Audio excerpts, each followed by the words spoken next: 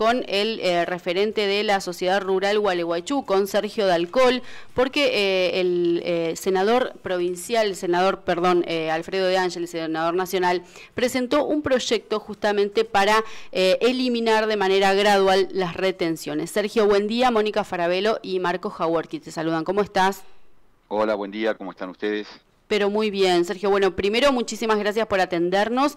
Y segundo, bueno, leyendo esta información de de los últimos días, donde el senador nacional Alfredo de Angeli presenta este proyecto para eliminar de manera gradual las retenciones y lo pone en el contexto de la extrema sequía que estamos atravesando en todo el país. ¿Cómo lo han tomado ustedes desde la sociedad rural? Bueno, para nosotros es una muy buena noticia, digamos, que se preocupen desde el Poder Legislativo en eliminar este impuesto, en definitiva, más allá de la terminología que se utilice, de cómo se lo denomina retención o derecho de exportación, como se lo conoce correctamente, porque en realidad es un viejo reclamo del campo. Y yo diría más que no debería ser siquiera por el contexto de la sequía, digamos, esto debería ser una cosa que suceda en el menor tiempo posible y que quede instaurado para siempre. Contexto de sequía, de exceso de lluvia, qué sé yo, siempre van a ocurrir, siempre ocurrieron. La gente del campo está acostumbrada a estos vaivenes. Se trata de este tipo de producción, así lo entendemos y así sucede, pero digamos, entendemos que podemos llegar a tener una buena cobertura en los años que la producción es buena y los precios son buenos, como para poder capear estos temporales. Si no, es como que siempre estamos recibiendo migajas de algo que se nos sacan de manera grande por otro lado. Sergio, han ido cambiando los porcentajes de las retenciones. Contanos si nos tenemos que hacer como un breve repaso sobre la historia de las retenciones, desde cuándo iniciaron y actualmente cuánto se le retiene al agro. Uy, mirá, la historia de las retenciones es casi, te diría, vieja como la patria. Pero no sé, si querés ponerlo en el contexto de los últimos 20 años, como para tener una referencia, Sí. porque me parece que quizás sería bueno algún día que algún economista historiador o historiador economista, independientemente de que pongamos primero, haga un poquitito una reseña de cómo fue creciendo la Argentina en forma serruchada en función de qué es lo que podía ofrecer el campo para el país, los productos que podía ofrecer y los precios que estos tenían. Pero insisto, si tomamos, mira, para que tengas una idea, cuando cae el gobierno de la Rúa, diciembre del 2001, la soja en Chicago cotizaba por debajo de los $150 la tonelada. Es más, llegó a estar $138. Asume Dualde, creo que los primeros días de enero, y en el mes de mayo la soja estaba en $270. Digamos, ahí le pone la primera retención. Remeslenikov le pone el primer 5%. Bueno, estas retenciones fueron, digamos, creciendo en forma significativa, porque si bien ahí el precio de la soja en el mercado de Chicago tuvo algunos pequeños serruchos, recordamos que llegamos al 2008 con una soja que se había superado los $600, de aquel, insisto, 130 que te comentaba recién. En 5 o 6 años habíamos llegado al valor por encima de los $600, y no solamente eso, sino que la combinación digamos, de la siembra directa con la aparición de la soja resistente al glifosato hizo que pasáramos de producir 5 o 6 millones de toneladas de soja al año a producir lo que estamos produciendo hoy, que es alrededor de 50. Eso fue un boom tremendo, y todo fue ese periodo histórico en el cual la Argentina pudo tener un relativo buen bienestar económico.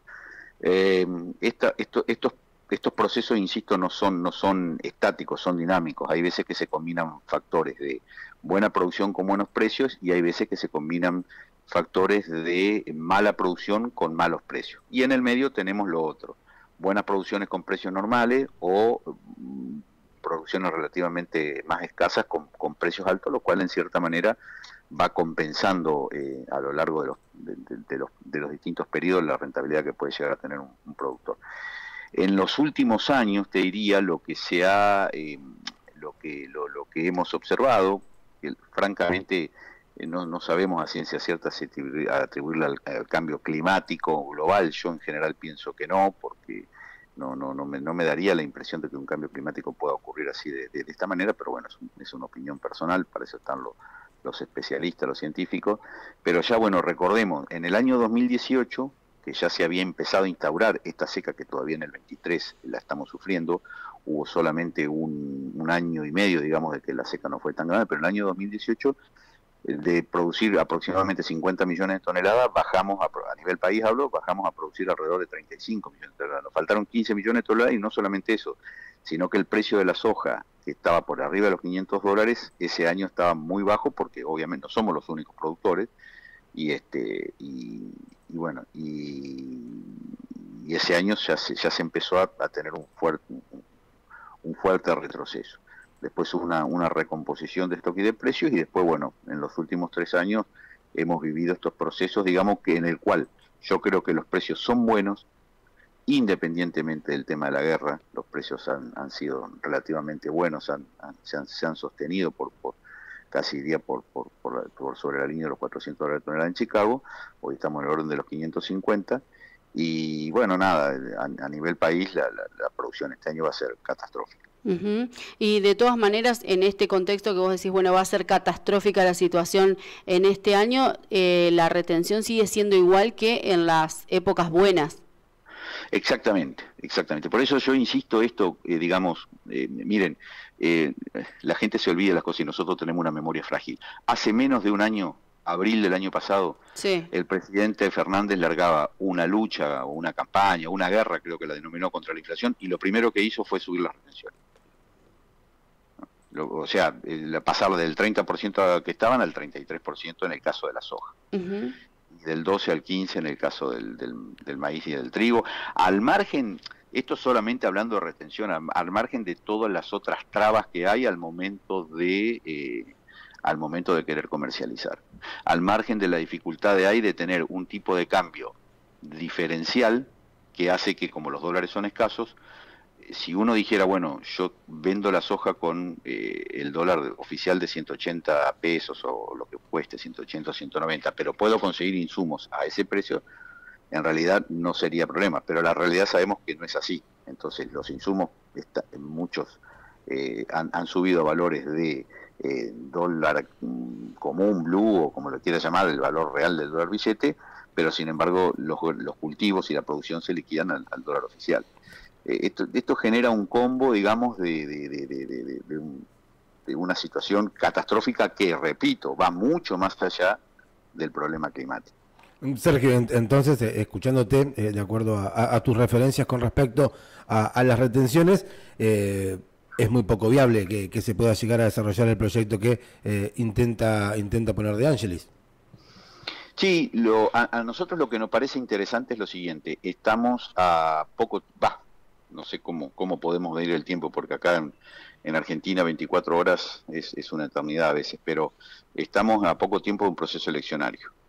Y lo que nosotros pretendemos como sector es, en el caso de que gane una fuerza que no sea el oficialismo, dado que el oficialismo evidentemente tiene la postura de seguir con este tipo de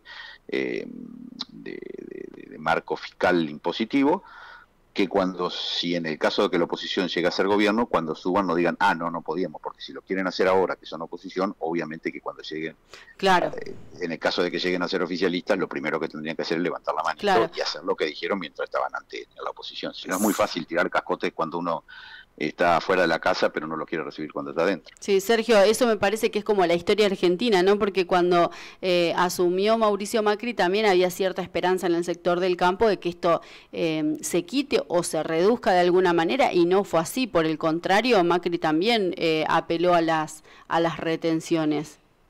Sí, mira, yo no voy a defender para nada el gobierno de Macri, pero voy a ser objetivo en esto. La realidad fue que Macri sacó retenciones al maíz y al trigo en forma inmediata, y la soja se cumplió el programa de deducción del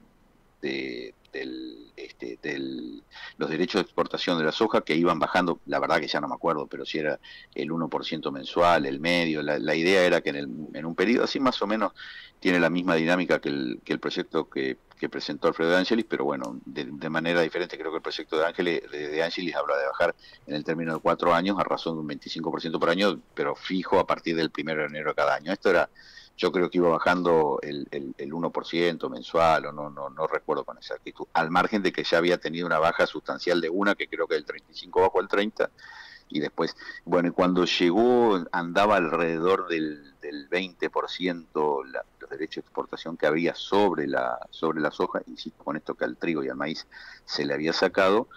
Fue cuando se empezó a tener estas dificultades, que no digo que haya sido por eso, repito, para que no crean que uno está pegado a un lado, ¿no? Y creo, pero fue allá por cuando fue la cosecha del año 2018, que debido a la seca faltó un montón de soja, los precios internacionales eran muy bajos, al país le faltaba plata, bueno, pero manotearon plata Claro. afuera, pero, perdón, eso fue al otro año recién, creo.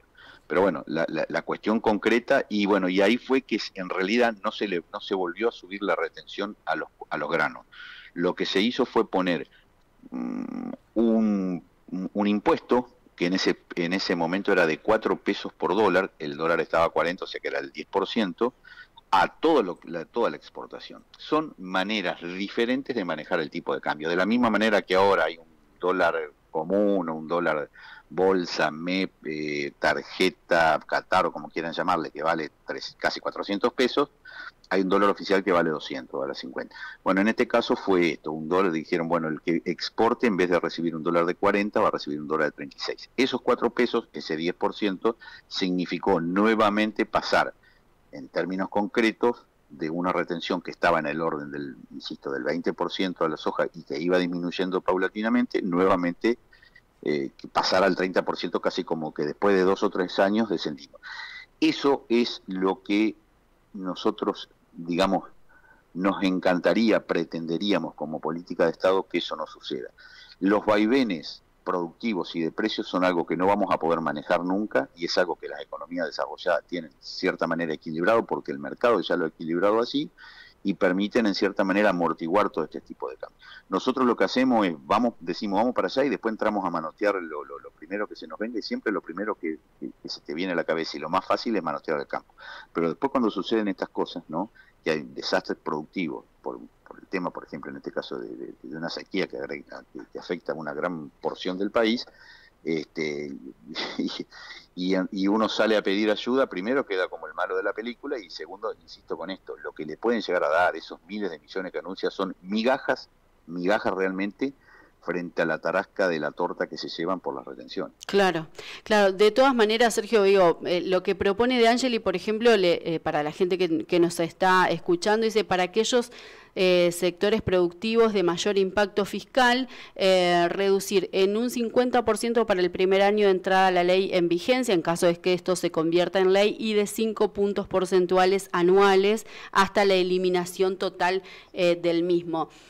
Siendo muy optimistas, podemos pensar, por ejemplo, no sé si en el 100% de la reducción, pero para el sector del campo, una reducción de un porcentaje, no sé, hablemos del 30, del 25%, ¿ya sería un alivio para el sector? Mi opinión personal, vos sabés que no soy un seguidor, digamos, de la política fina, por llamarle, o como todo el mundo, y trato de armar un poquito de rompecabezas de lo que... en este caso, fíjate vos que bueno, el senador Schiaretti, discúlpame, el gobernador Schiaretti, hace un año exactamente estaba muy en contra de todo el tema de las retenciones, pero yo no sé hasta qué punto, porque la política es algo muy que tiene muchos entrecruces, él puede darle, como si te dijera entre comillas, órdenes a sus legisladores provinciales que están en la nación, ¿no?, que voten favorablemente este tipo de proyectos de ley. Pero bueno, eso es lo que ha él manifestado públicamente, al igual que Perotti de Santa Fe. No es lo mismo lo que ha opinado en el caso de Bordet, que son provincias, digamos, que forman parte de la región centro. Bueno, convengamos que difícilmente en el caso de la provincia de Buenos Aires puedan llegar a acompañar este mismo este tipo de proyectos. Por otro lado, la realidad es que esto implicaría un cambio en el presupuesto, porque eso está contemplado, digamos, ese tipo de ingreso está contemplado. Y Claro, se achicaría ahí el ingreso. Sí, bueno, si me saca ¿de dónde me...? Claro. Uno lo que entiende, lo que debería ser como justicia es digamos, el impuesto a la ganancia. El impuesto a la ganancia, bueno, cuando tenemos una renta que ellos llaman extraordinaria, porque, insisto con esto, hubo una combinación de buenos precios con buenos años, que los buenos precios no necesariamente son como producto de la guerra, eso es una mentira totalmente del grande de una casa. A ver, hemos tenido precios más altos de la soja, cuando el tema de la 125 llegaba a tocar casi los $630 en Chicago y no había ni amague de guerra, o sea que no inventemos excusas que no se las cree ni un chico de 5 años. Entonces, digo, este tipo de medidas, lo que yo entiendo y creo que entendemos del sector con los que compartimos, que deben venir para quedarse a lo largo del tiempo, y que uno en función de eso produce, y bueno, cuando tiene las malas se las come, o tiene ahorro suficiente como para pasarlo y no estar golpeándole la puerta al funcionario de turno porque por otro lado, vamos a ser francos, sabemos a quienes les llegan este tipo de créditos subsidiados. Normalmente le llega a aquel que no lo necesita, pero que tiene una carpeta prolija, porque nadie le va a dar una mano a aquel productor que se dice fundido, porque cuando va al banco y le piden la carpeta, si muestra un número feo, le dicen, no te presto porque no me la vas a pagar. Así que, insisto, y respecto de que si tiene posibilidades o demás, yo creo que lo veo difícil en un año electoral. No pierdo las esperanzas por otro lado, pero me parece que, insisto, crea un buen antecedente como para que en el caso que la hoy oposición el día de mañana sea gobierno, ya lo tenga dentro de su plan de gobierno, el tema de la eliminación. Claro, vos decís, Sergio, si asume, en el caso que asuma Juntos por el Cambio el próximo gobierno, decir, pero miren que acá ustedes tienen un senador nacional que propone la eliminación de las retenciones, digo, ¿vamos por este camino o no vamos por este camino? Por supuesto, exactamente. Y no solamente hablamos Juntos por el Cambio, también hay otras fuerzas políticas que proponen lo mismo, digamos, en el caso de Milei, que no sé si puede llegar a tener, no sé cómo se llama el partido de él, Libertario o algo así, no sé si puede llegar a tener posibilidades, pero bueno, es otra alternativa más que está dentro de las posibilidades, que tenemos que acostumbrarnos a esto de la alternancia en el poder y no tenemos que tener miedo. Es lo más sano, ¿no? Por supuesto. Sergio, te consulto por el proyecto del dólar soja. Dicen que bueno que fue bien para las primeras veces que se instauró, las primeras ediciones, llamémoslo, del dólar soja, y que se prevé volver a hacerlo. ¿Cuál es la opinión de ustedes? Mira, primero, es muy probable que el dólar soja vuelva a estar, y que hay varias aristas respecto de esto. Decir que el dólar soja no benefició al campo es una mentira, pero también es cierto que no benefició al campo en su conjunto, benefició a aquellos productores que por capacidad, por especulación en el buen sentido de la palabra, ya se ha explicado innumerables veces que el productor, una vuelta que cosecha, vende lo que necesita para pagar las cuentas, y los otros es como el sueldo de uno sale a gastar todo el sueldo el día primero, y si tuviera posibilidades para resguardar su valor, porque además ese sueldo, imagínense que la gente en vez de cobrar todos los meses cobrara el primero de año. Bueno, esto es lo mismo, es decir, el productor cosecha sus granos, la soja, no sé, el 30 de abril, y tiene que esperar hasta el 30 de abril del año que viene. Entonces, claro, después lo vas administrando. Guarda como a intereses. En este caso lo guarda en algún silo bolsa, se lo entrega a alguien en las condiciones que se llama fijar, etcétera, y va vendiendo a la medida que va teniendo necesidades. Bueno, aquel que pudo, porque ahorró, porque hay productores que no solamente hacen soja, hacen otros cultivos, o también lo combinan con ganadería, quien fue utilizando recursos de otros lados y pudo guardar esa soja a la esperanza de una mejor oportunidad de venta, bueno, ese se vio beneficiado. Pero internamente esto produjo un descalabro, pero total. El primero y el más peligroso, que ellos lo saben, es lo que conocemos como la pizarra. La pizarra es un precio de referencia donde la gente, la bolsa de cereales, que es el ámbito donde se desarrollan los negocios, toman los precios de la operación y los publican. Entonces, de esa manera uno puede tener una referencia y el mercado se hace más transparente. Porque todo el mundo es como que está sabiendo a cuánto se compra, de qué manera, etcétera, etcétera. Y se hacen los famosos precios de la pizarra. Bueno, al estar tan tocados estas cosas, fíjense ustedes que incluso hay un par de empresas multinacionales que han salido a decir que van a salir por fuera de aceptar negocios con fijación de la pizarra Rosario, y van a tener precios propios. Imagínate como que yo te diga, vos, bueno, yo te vendo, no sé, te voy a vender un mate y después yo te voy a dar el precio. ¿Vos me lo comprarías? No, me decís, Y no, claramente. ¿Qué referencia vamos a tomar de precio? Si yo no Claro. puedo agarrar algo y después yo te diga, mira, mi mate vale 100.000 pesos. Entonces, esto es lo mismo. Bueno, eso es lo primero que se rompió, y eso va a crear, la consecuencia de eso es gravísimo, porque ningún productor en su sano juicio va a entregar más mercadería a fijar. Eso va a provocar un tremendo problema logístico, porque lo que normalmente se hacía era, uno iba manejando la logística, digamos la cosecha, los envíos de los camiones al puerto, de una manera más o menos equilibrada, y después, bueno, mediante una comunicación telefónica, por mail, lo que fuere, iba comercializando la soja. Yo creo que el productor lo que va a hacer, se va a guardar la soja en su campo y lo va a ir vendiendo en la medida, pero primero va a decir, bueno, primero pásame el precio a ver si me gusta.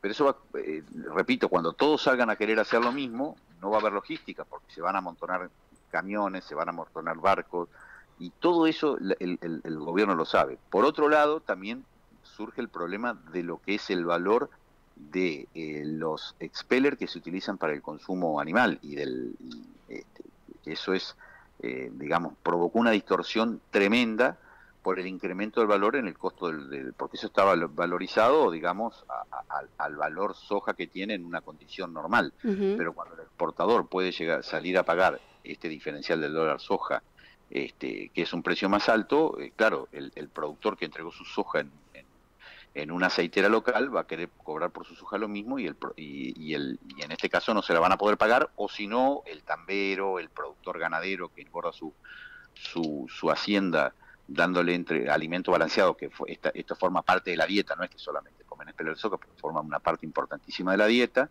ya sea en forma directa, mezclada con silo de maíz o usada en la fabricación de alimentos balanceados, se le encarece en forma significativa. Entonces, todo esto es lo que provoca esta cuestión de estar toqueteando condiciones de mercado y precios de referencia. Es nefasto para el sector, que beneficia, insisto, a aquel que se guardó las hojitas y ahora dice, bueno, la quieren, vengan a buscarla, páguenla tanto. Claro, hablábamos, creo que Martiarena fue el que dijo que este tipo de acuerdos, lo que hablamos del dólar soja, beneficiaba a los grandes. Decía, esto es un acuerdo para los grandes. No sé si estás de acuerdo, es el más chico, bueno, es el que ya vendió. No necesariamente estoy de acuerdo con Matías, porque, a ver, por supuesto que sí, siempre el grande tiene más espalda por sentido común. Eso uno lo puede ver en absolutamente cualquier lado. Pero hay mucho productor, entre comillas, chico, que es prolijo y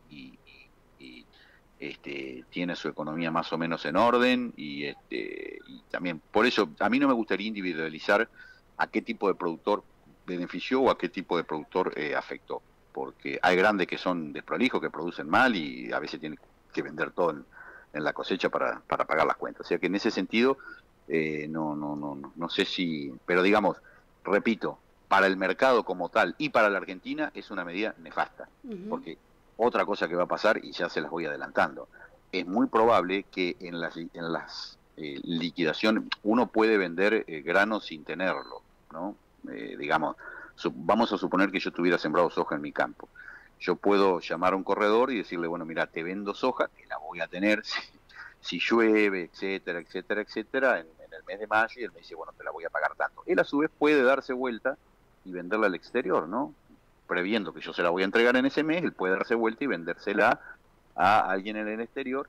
Bueno, y ahí tiene un plazo para liquidar esos granos. Imagínense que si el gobierno, un arma que puede llegar a usar, y es absolutamente seguro que la va a usar, va a tratar de, mediante beneficiar con un tipo de cambio de diferencial, esto es lo que conocemos como el dólar soja, va a intentar que toda la cosecha, poca, mucha, más o menos, que entre durante este año 2023, a partir del mes de marzo, empieza a entrar el maíz y después continúa con la soja, con el sorgo, etcétera, con el girasol antes también que el coso, probablemente utilice tipo de cambio diferenciales como para hacerse de toda la plata de acá hasta el 30 de diciembre o hasta fines de noviembre, digamos, y bueno, dejar casi sin granos para liquidar para el año que viene, rompiendo con esta dinámica de las liquidaciones como hablamos hoy, o las ventas, por llamarla de alguna manera, en formas parciales a lo largo del tiempo por parte del productor, que lo va vendiendo según su necesidad. Así que sería algo, insisto con esto siempre, que podría ser beneficioso para alguien, pero muy perjudicial para el país. Bien, Sergio, te agradezco muchísimo el tiempo, un placer conversar con vos. Bueno, igualmente a ustedes, que tengan buen día. Igualmente, un abrazo grande. Ahí pasaba el presidente de la Sociedad Rural de Gualeguaychú, Sergio Dalcol, hablando sobre este proyecto que está por presentar el senador nacional Alfredo De Angeli, justamente para eliminar las retenciones al agro. Propone en aquellos productos agroindustriales de mayor impacto fiscal que se reduzca de manera gradual este gravamen en un 50% para el primer año de entrada en vigencia de la ley y de 5 puntos porcentuales anuales hasta la eliminación total del mismo. Bueno, escuchábamos ahí la opinión y el respaldo de la Sociedad Rural de Gualeguaychú.